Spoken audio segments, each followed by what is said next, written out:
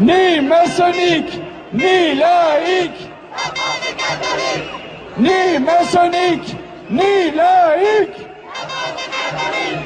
ni maçonnique, ni laïque. Quelques mots pour remercier d'abord diverses personnalités qui nous font l'honneur de leur présence et de leur soutien. Je tiens à remercier Monsieur le sénateur honoraire Bernard Sellier,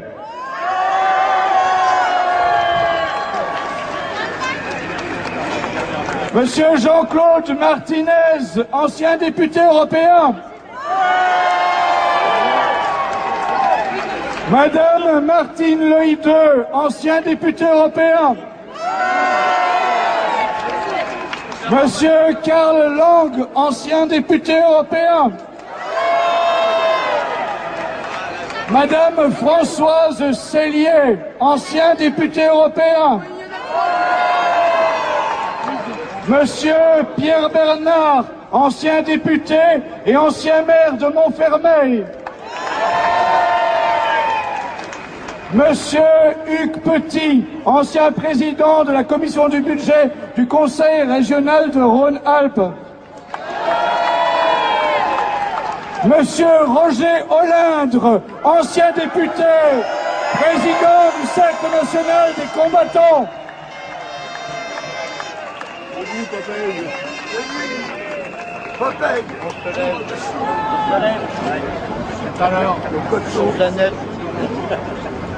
toutes ces personnalités nous ont apporté leur soutien avant et pendant cette manifestation.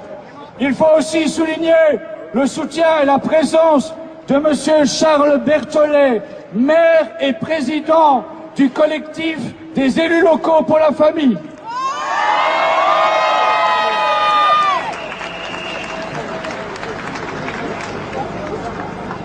Quelques mots maintenant de discours. Et d'abord quelques mots qui s'adressent particulièrement aux journalistes.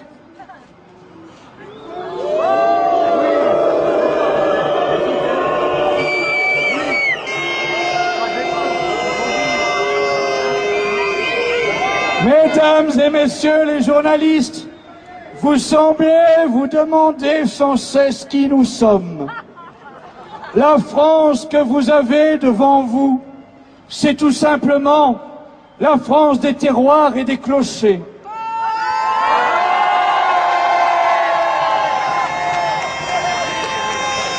C'est le pays réel.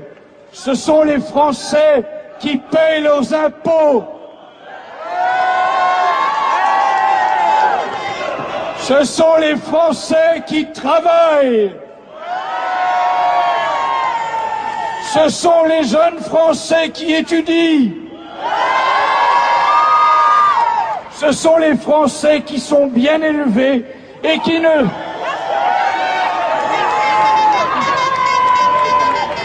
ne supportent plus d'être traités chez eux comme des citoyens de seconde zone par un gouvernement autiste, sourd et aveugle.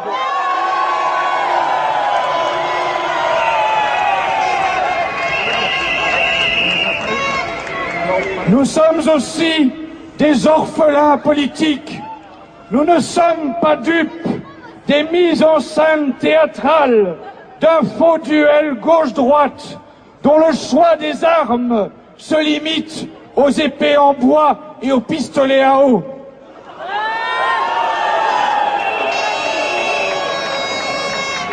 Nous ne croyons pas à l'ère du temps, au sens de l'histoire et autres balivernes. Être dans le vent, c'est bon pour les feuilles mortes.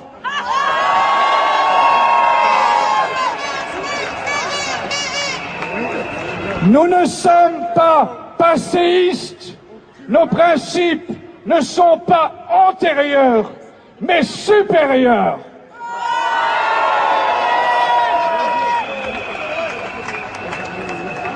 Que de symboles de tenir cette manifestation ce 26 mai. C'est le jour de la fête des mères et nous en profitons pour souhaiter ici à toutes les mamans une bonne fête, à leur rendre hommage à l'heure où le gouvernement sordide voudrait par des artifices faire croire à un enfant que leur mère pourrait s'appeler Robert.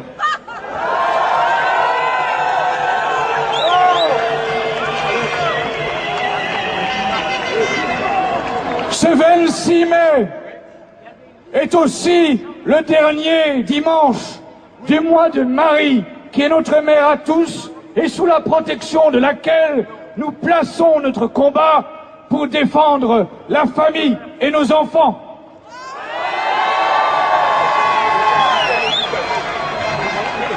Ce 26 mai se situe enfin dans le 45e anniversaire d'un saccage de société dont la loi Taubira n'est que le prolongement.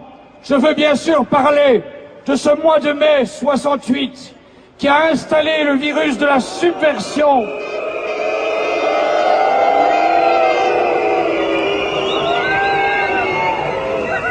Ce mois de mai 68 qui a libéré à l'époque des entrailles de ce monde toutes les perversions putrides, y compris la pédophilie, qui trouve des défenseurs et des promoteurs parmi tout ce que la France comptait alors de pseudo-élites déjà dégénérées, politiciens, chanteurs.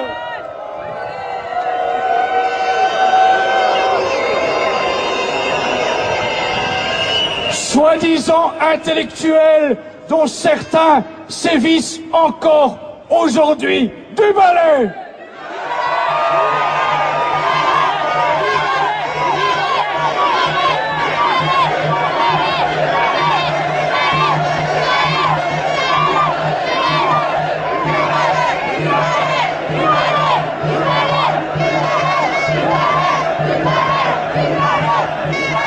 Eh bien, ici, 45 ans après, nous sommes fiers de voir se lever des foules pour mettre en place un anti-mai 68, malgré l'offensive d'une nouvelle génération de révolutionnaires qui, cette fois, sont aux commandes des rouages de l'État.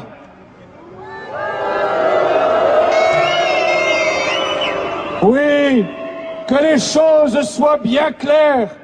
Notre démarche n'est absolument pas révolutionnaire.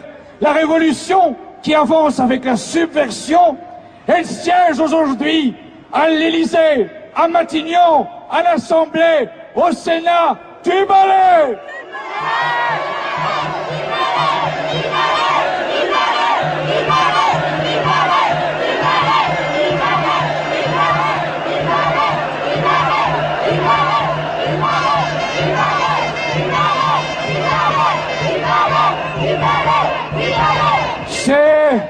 C'est ce pays illégal qui s'obstine à vouloir imposer son plan révolutionnaire, intrinsèquement contraire à la loi naturelle et au bien commun. Et la réponse du pays réel doit être contre-révolutionnaire. Il ne s'agit pas de créer le désordre c'est eux, les cols blancs du gouvernement, des partis et des forces occultes. Du balai!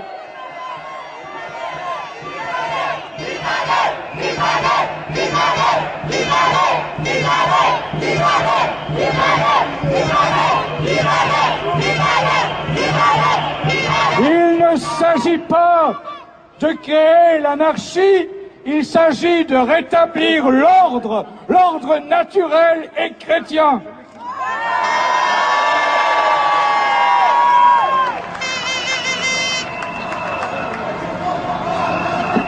Le ministre de l'Intérieur, Manuel Valls,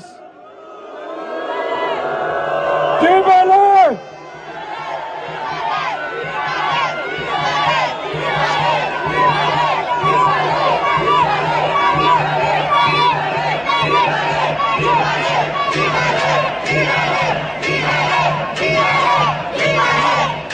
Le ministre de l'Intérieur a déclaré vendredi qu'à partir du moment où une loi a été votée par le Parlement, qu'elle a reçu l'aval du Conseil constitutionnel, il est temps que tout le monde accepte ce choix.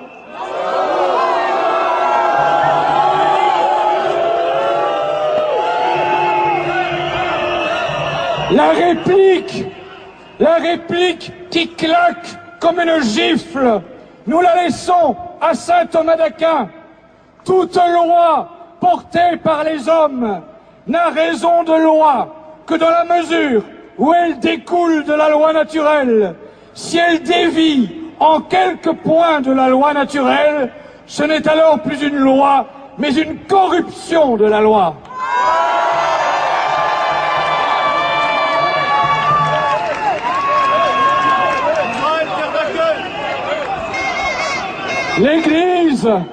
L'Église enseigne encore que si donc il arrive aux dirigeants d'édicter des lois ou de prendre des mesures contraires à l'ordre moral et par conséquent à la volonté divine, ces dispositions ne peuvent obliger les consciences. Bien plus, en pareil cas, l'autorité cesse d'être elle-même et dégénère en oppression. Oui, c'est le mot, en oppression. Du balai, ce régime.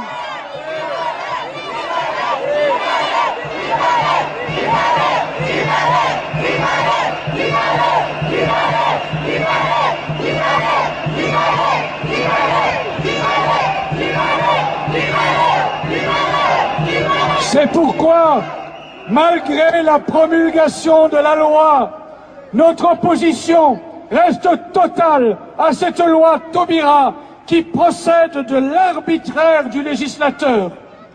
Si les séides des mœurs contre nature ont pu obtenir la promulgation d'une telle loi, ce n'est qu'en raison de la déchristianisation avancée de notre société.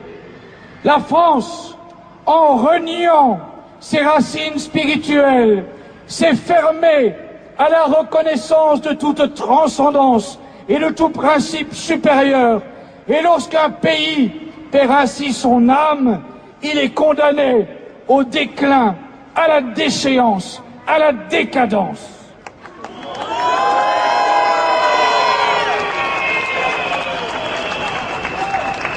Nous vivons une époque où la porosité des esprits aux utopies, aux mythes, aux propagandes idéologiques, aux absurdités les plus insanes est universelle, où l'autorité, qui devrait être la gardienne du bien commun, a basculé dans les mains de révolutionnaires, où les faiseurs d'opinion ne cessent d'inoculer à tous ceux qui exercent encore la vertu de force et combattent la subversion de toutes les valeurs, la mauvaise conscience de leur fermeté d'âme et des actes qui en émanent.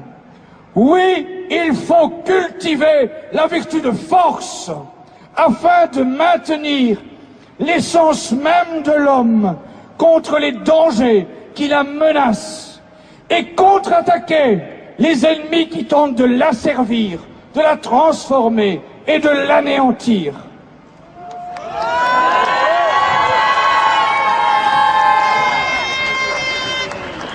À ce titre, la vertu de force est intimement liée avec la vertu de justice qui a trait au bien commun.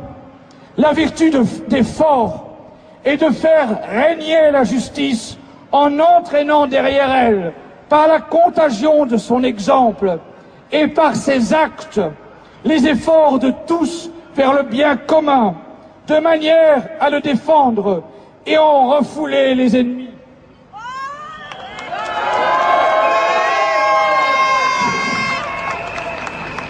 Nous en sommes arrivés aujourd'hui à un point d'anorexie morale tel que notre société ne sait tout simplement plus ce qu'est le bien commun, sans lequel il n'y a pourtant pas de société digne de ce nom.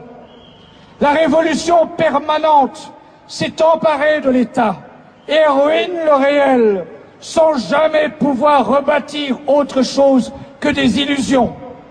Mais le christianisme, à la suite de la philosophie aristotélicienne, affirme que tout ne se vaut pas, qu'il y a un bien commun à protéger et qu'il faut empêcher les maux de se répandre.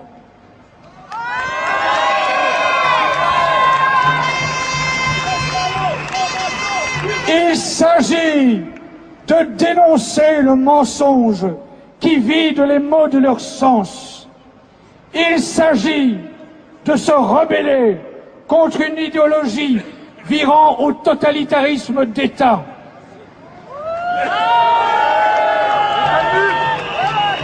Il s'agit d'allier la lucidité au courage, dans l'analyse comme dans l'action.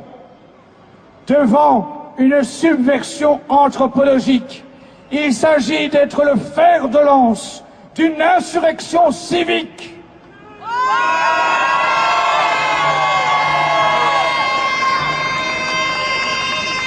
Devant l'invasion d'idéologies qui veulent subvertir et pervertir notre civilisation, il s'agit d'entrer en dissidence.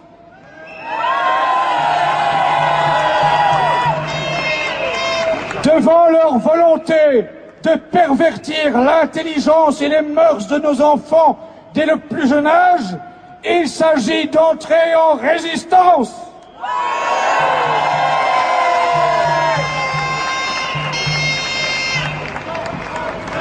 Il s'agit de libérer la parole de la vraie France, qui n'a rien à voir avec les bobos cosmopolites et dépravés mis en avant par les faiseurs d'opinion du balai.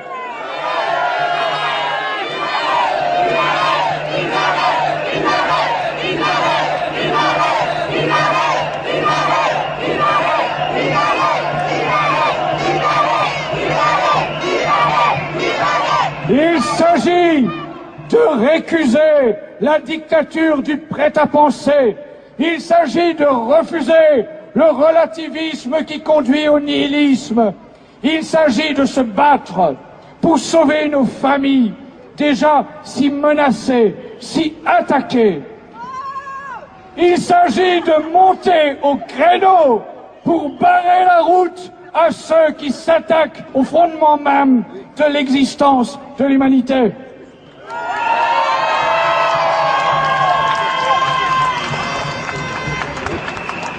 L'esclavage idéologique que l'on veut nous imposer repose sur la négation du réel, sur le mensonge, sur la manipulation organisée, sur la banalisation du vice, sur la souillure des âmes. Seule la vérité rend libre. Rappelons-nous cette citation du père Popielusco, victime en son pays d'une tyrannie similaire à celle que le gouvernement cherche aujourd'hui à nous imposer. Le père Popielusco disait « La vérité qui ne coûte rien est un mensonge. L'amour doit aller de pair avec le courage. La nation dépérit lorsqu'elle manque de courage, lorsqu'elle se ment à elle-même. Alors oui, il nous faut du courage et de la vaillance. »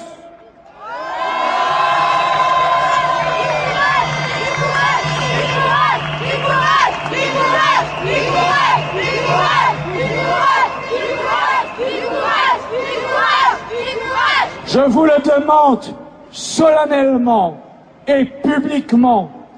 Allez-vous permettre que dès l'école maternelle, l'âme de nos enfants soit souillée par la banalisation de tous les vices et de toutes les perversions?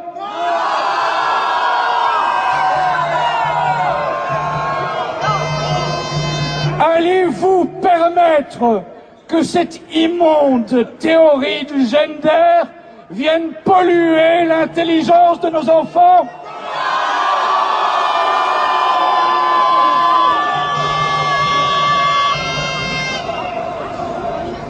Allez-vous permettre qu'une police de la pensée criminalise le bon sens?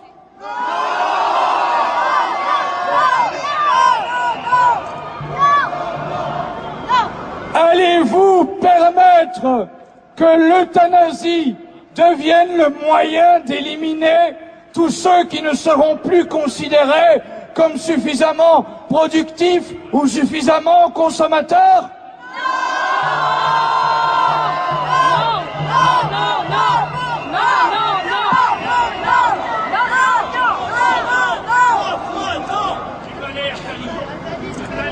Il faut, oui, avoir en tête tous ceux qui sont les ennemis du mariage, les ennemis de la famille, les ennemis de la France. Pierre Berger, qui voudrait nous faire soigner du balai, du balai.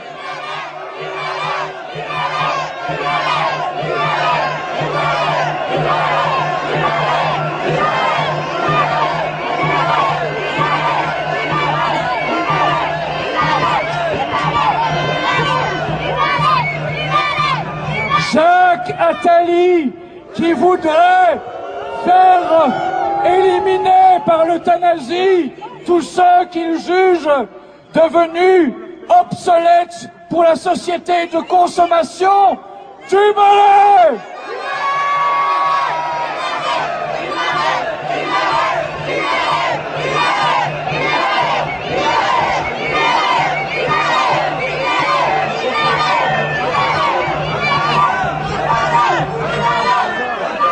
Le socialiste Jean-Christophe Cambadélis, qui ose déclarer que ceux qui ont commis des pillages, des incendies sur le Trocadéro seraient des éléments incontrôlés des opposants à la loi Taubira. Du balai!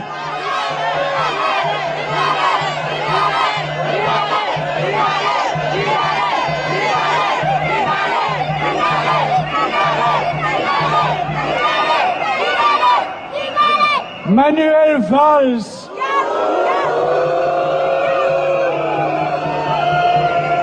qui a baigné dans la nostalgie des révolutionnaires socialo-communistes qui, dans les années 30, ont plongé l'Espagne dans la guerre civile et commis des monstruosités contre les catholiques, qui aujourd'hui demande à sa police, qui transforme honteusement en police politique, de gazer et de matraquer des femmes, des enfants, des vieillards, des religieux. Manuel Valls,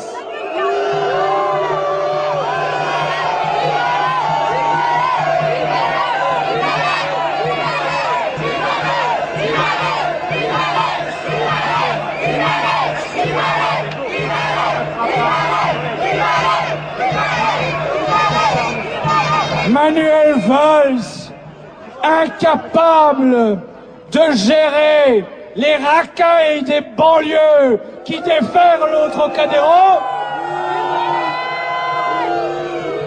mais qui se sent tout à fait en mesure de réprimer les défenseurs de la famille du balai.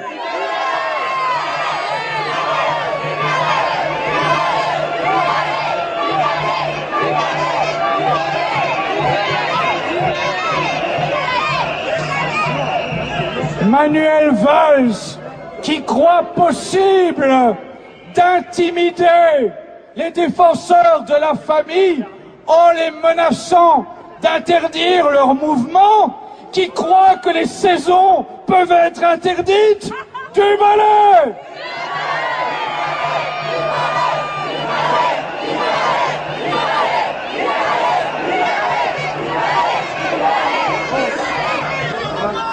Vincent Payon, qui voudrait imposer dans nos écoles les cours de morale laïque et la théorie du gender du balai.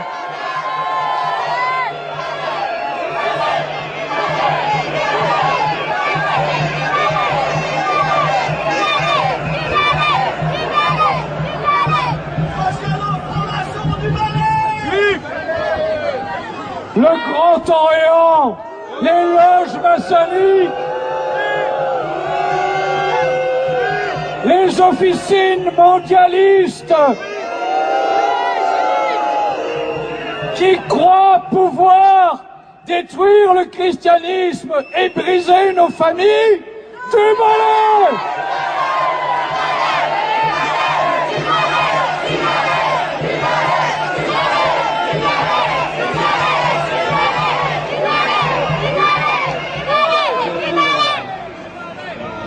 Sortons le Grand Orient du gouvernement!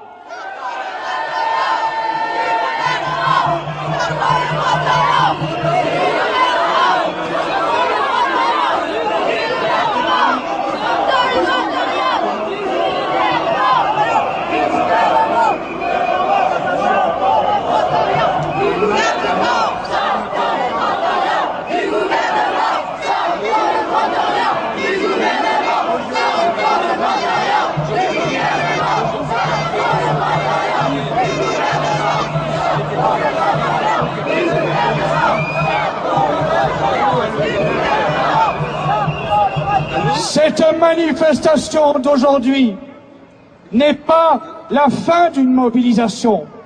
Il ne s'agit pas d'un baroud d'honneur. Il ne s'agit que d'une étape. Dans les jours, dans les semaines, dans les mois qui viennent, c'est un inattendu sursaut contre-révolutionnaire qui va s'installer durablement dans le paysage politique.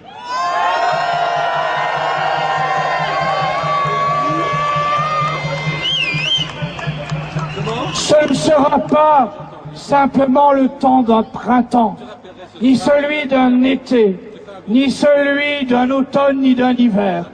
Ce sera toute l'année et pour plusieurs années, nous ne lâcherons plus rien. Nous serons de toutes les batailles pour défendre la famille, la France et la chrétienté.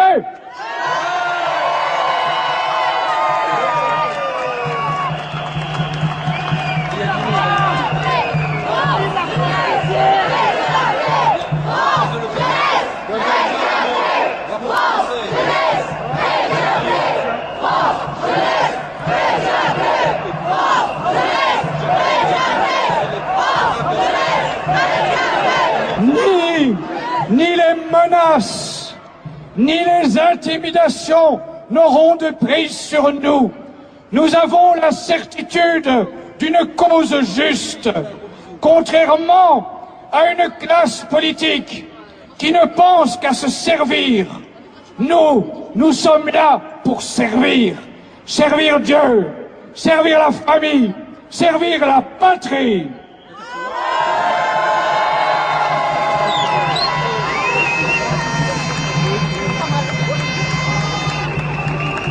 Il faut maintenant ne pas perdre un instant. Il faut nous organiser, nous structurer, nous implanter localement, agir avec stratégie et méthode pour une lente mais certaine reconquête.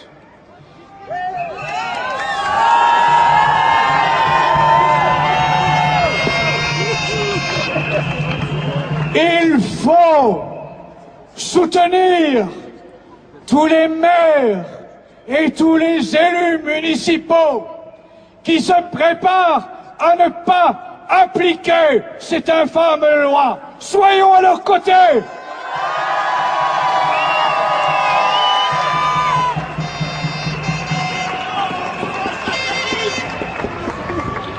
Et souvenez-vous de ces mots du héros vendéen Charette, ô combien d'actualité, combattu souvent, battu parfois, abattu jamais.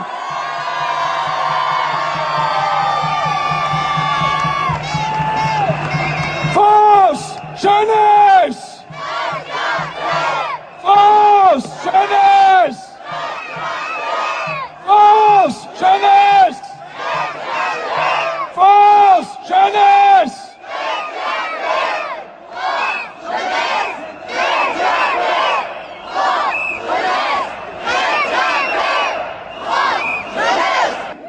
retrouverons à toutes les occasions qui se présentent à nous de mener les bonnes batailles.